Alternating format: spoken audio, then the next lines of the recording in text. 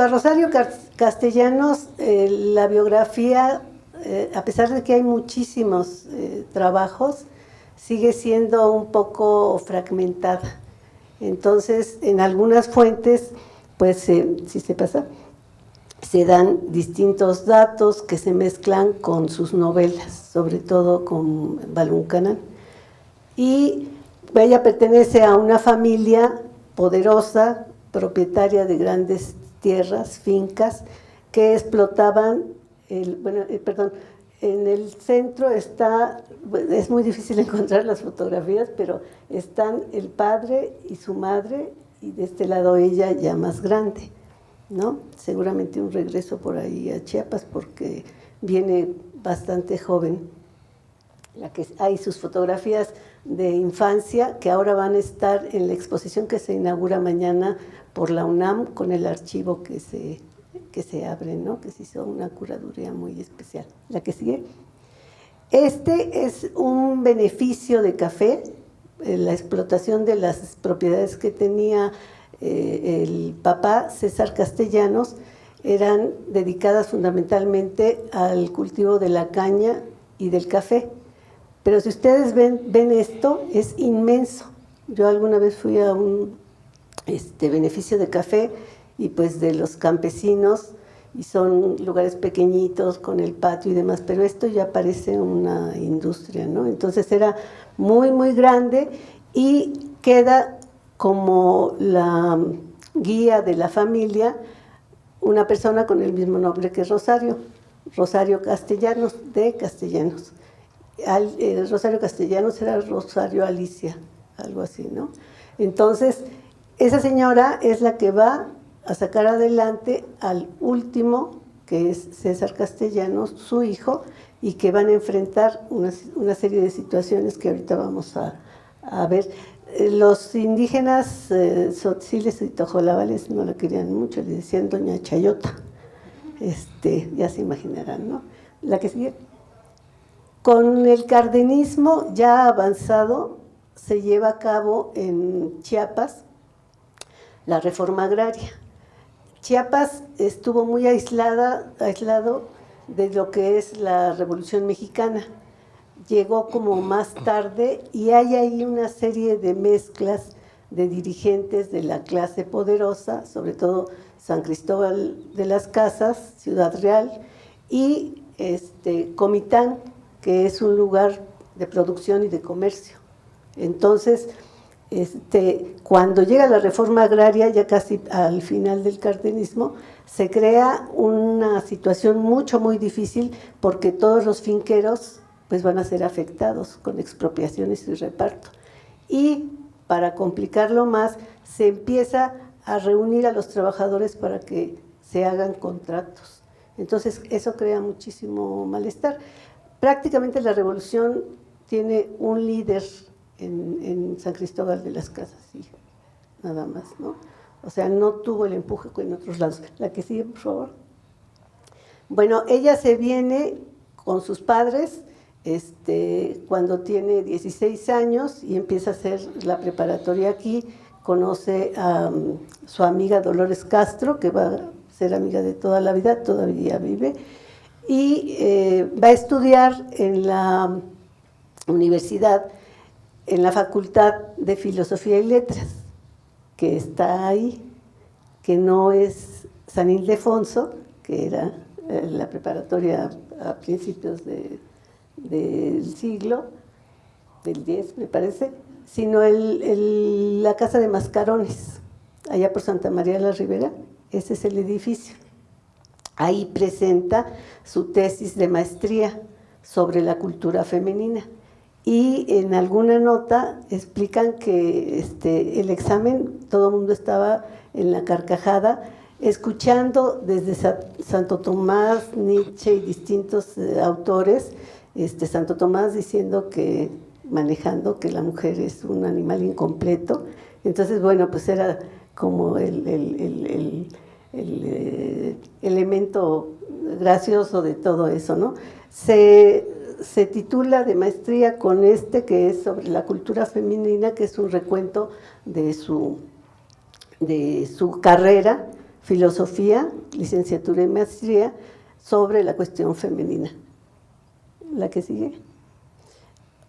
Se empieza a cartear con el que es su novio, Ricardo Guerra, pero le otorgan una beca a lo que ahora es la Universidad de Madrid, la Complutense, sobre estética, teoría y literatura, algo así. Entonces va a estar 2 años, hace un viaje con Dolores Castro en barco, vuelven a subir y llegan a España y ahí están esos 2 años. Y cuando regresa, su novio, Ricardo Guerra, ya se casó con una pintora. Eso le va a causar pues una situación muy compleja. De niña su hermano muere muy pequeñito y eso no va a agradar a un finquero, a una gente que tiene tierras para continuar con su emporio, ¿no? Entonces ella siempre se va a sentir menos y hecha a un lado. De hecho, comenta que esta cuestión de la reforma agraria la libró de que le hubieran casado con alguien y se hubiera ocupado ese tipo de rol de solo mujer casada, ¿no? Y se desarrolla también como docente en la universidad y rodeada de una serie de personajes muy importantes. Si pueden ver ahí, está Rulfo, está en esta de acá al lado, está José Emilio Pacheco, está Ponce, está ella. En esta, por ejemplo, está Margot Glantz, está ella muy guapa, y está Ricardo Guerra. Entonces, ella se va a desarrollar ya como profesora y también va a tener puestos importantes, encargada de prensa y ese tipo de cuestiones, ¿no? La que sigue. Esta fotografía es una celebración de la elaboración de un libro que se llama 19 protagonistas de la literatura mexicana, y acá abajo, el segundo, en cuclillas, es Emanuel Carballo, que los entrevista a todos. Es muy interesante leer cómo los entrevista, porque comentan la crítica que Emanuel Carballo es el futbolista de la literatura, porque le mete goles a todo mundo. Es muy, muy duro, ¿no?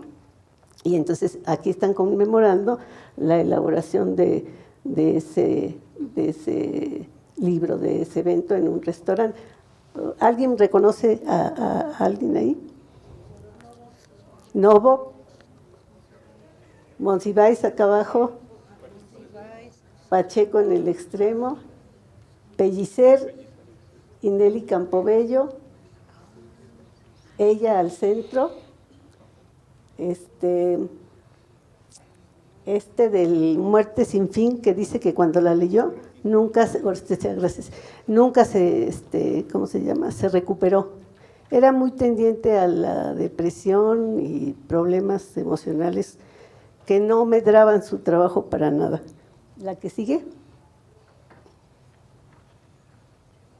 Bueno, ella desarrolla, por todas estas vivencias que tuvo, 3 textos que son muy importantes, 2 novelas, Balún Canán, que es la historia de su familia y la cuestión del cardenismo y las expropiaciones, y otra que es Oficio de Tinieblas, que está relacionada con 2 rebeliones, hay más, indígenas que fueron muy, muy violentas.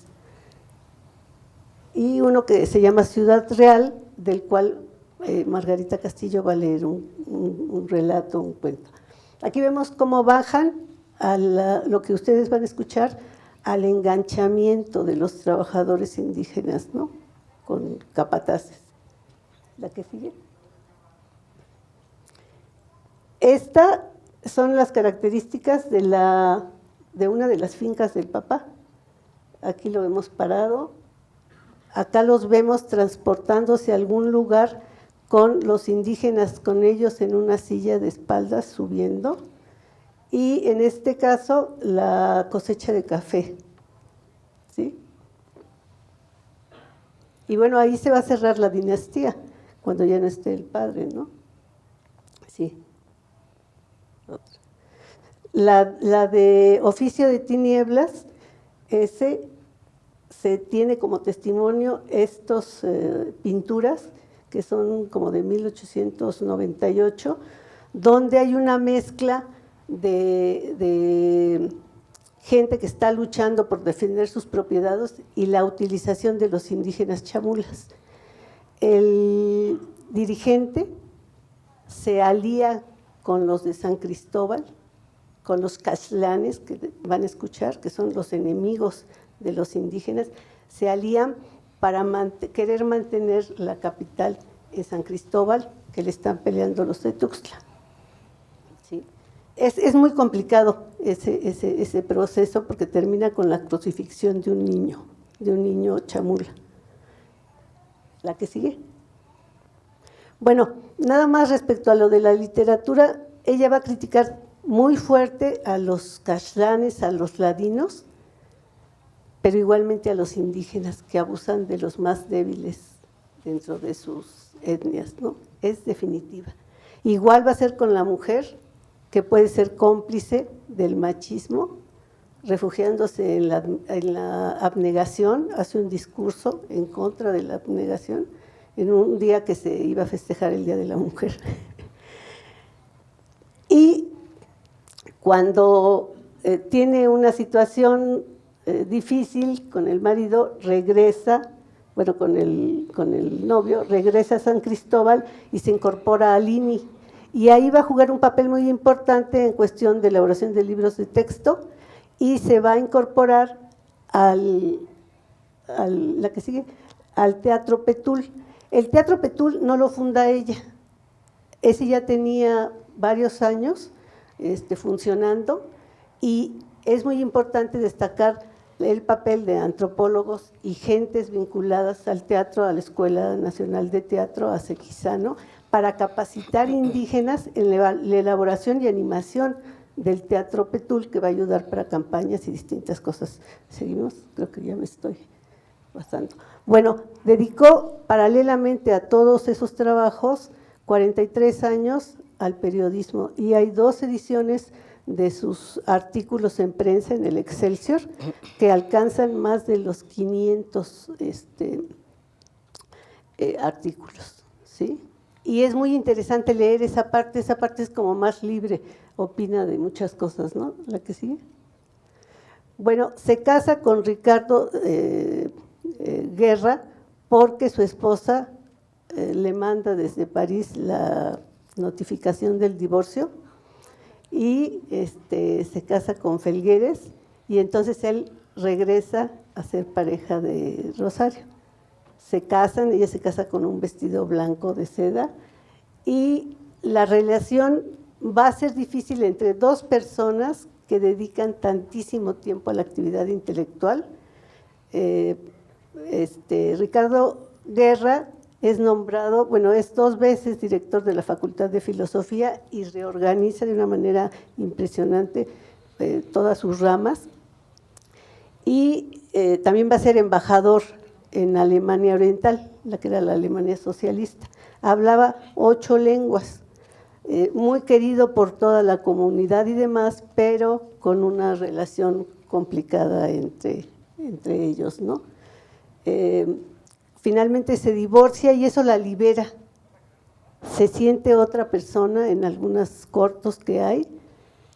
Alguna autora dice, recobra su autoestima, no dependiente del matrimonio. Ingresa al Servicio Exterior Mexicano, se va de embajadora a Israel, levanta muchísimo las relaciones comerciales y culturales con Israel y muere en un accidente lamentable. Regresa y tiene un funeral de Estado, ¿no? Muy reconocida. Desgraciadamente sí no hemos calado más en la lectura de sus trabajos. Hay tesis, hay distinto tipo de cosas. Los artículos serían una muy buena manera de entrarle a estas cuestiones. Están un poco caras las ediciones, pero bueno, esperemos tener, en la biblioteca tenemos algunos. Pues esto es todo y les agradezco su atención. Muchas gracias.